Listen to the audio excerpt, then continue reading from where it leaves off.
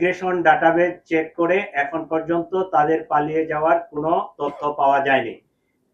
আমরা ফয়সালের পাসপোর্ট নাম্বারটা পেয়েছি, তার সর্বশেষ যে ট্রাভেল পাওয়া গেছে সেটা জুলাইয়ে সম্ভবত, সেটা থাইল্যান্ড থেকে সে আসছে, দেশে ইন করছে। এরপরে ইমিগ্রেশন ডাটাবেজে আর তার ডিপারচারের কোনো তথ্য নেই আমাদের কাছে।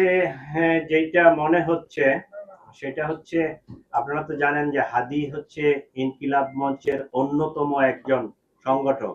তো এইটার যারা রাইভাল, যারা এটাকে পছন্দ করে নাই, যারা এটার প্রতিপক্ষ, তারাই তাকে টার্গেটেড একটা কিলিং করার জন্য এই হামলাটা করেছে। এই ঘটনায় কোনো মামলা হয়নি এখনো?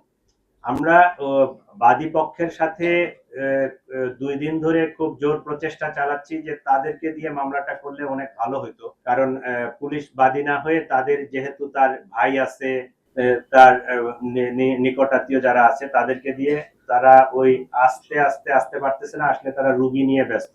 জিনিসটা সুন্দরভাবে জিডি করা আছে, আমরা অলরেডি এফআইআর ড্রাফটও করছি। আজকে আমরা সিদ্ধান্ত নিচ্ছি যে তারা যদি নাই আসে, সেক্ষেত্রে আমরা ট্রাই করব যে এফআইআরটা নিয়ে ওই হাসপাতাল থেকে তাদেরকে সিগনেচার করে নিয়ে আসা যায় কিনা।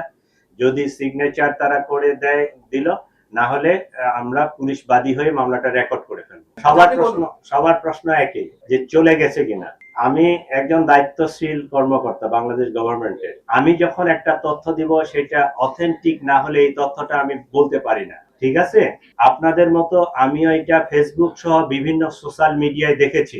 আমরা বিজিবিকে সতর্ক করেছি যে সীমান্ত দিয়ে যেন এরকম পারাপার না হয়ে যেতে পারে। আপনারা জানেন যে ইমিগ্রেশনের বাহিরেও আমাদের যেহেতু ইন্ডিয়ার সাথে স্থল সীমান্ত অনেকগুলো আছে, তো ওই যেতে পারে। তো এইরকম আমাদের কাছে তথ্য আসে নাই, বিজিবি সতর্ক আছে এবং আমাদের সকল ইমিগ্রেশন চেকপোস্টে তার ইয়াটা ব্লক করা আছে, পাসপোর্টটা। তো আমরা এইরকম কোনো তথ্য পাইনি, আমরা নিশ্চিত না। সে দেশে থাকলে আমার যদি নলেজে থাকতো আমি তো তারে কেস করব, বাট আমরা ট্রাই করতেছি। সে বিদেশে যেমন পালাইছে কিনা এই তথ্যটা আমাদের কাছে নিশ্চিত না, তাহলে আমরা ধরে নিব যে দেশে আছে। We are trying to net.